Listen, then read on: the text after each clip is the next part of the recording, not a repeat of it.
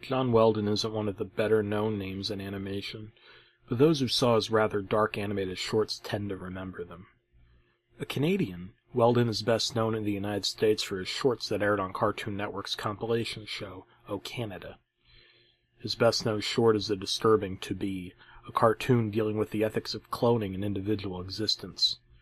Other examples of his work are The Lump, a bizarre story about a growth deformity changing a man's life for the better, and Special Delivery, which dealt with murder, adultery, and even had full frontal nudity. Despite what he got away with, there was one short Weldon made that only a few people have seen or heard of. Sunlit Nightmare. The exact year it was made isn't known, but indications point to the earlier mid-1980s. Weldon had suddenly started to show signs of narcolepsy, falling asleep suddenly at work. He'd wake up screaming and refuse to say anything about what he'd been dreaming about. When he wasn't asleep, he worked with feverish devotion on a new animated short, the aforementioned Sunlit Nightmare. Skilled at nearly every aspect of animation, Weldon made the entire short himself, or at least seemed to. He said his newest short was for children, something to air in between shows on kids' networks.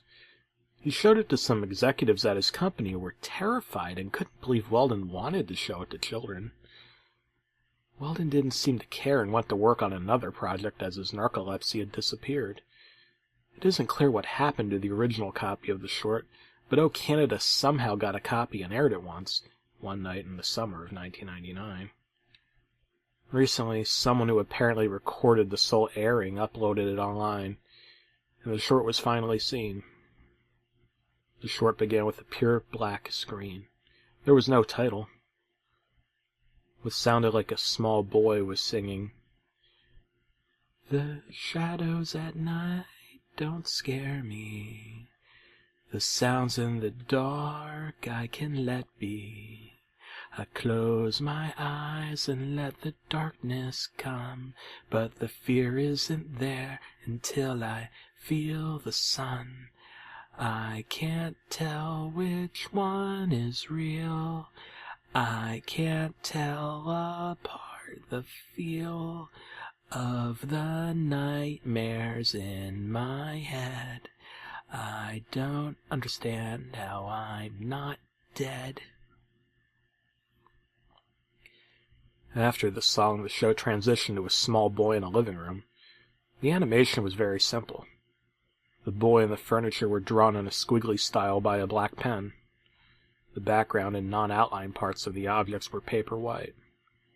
The boy was nervously looking around the room and was very jittery.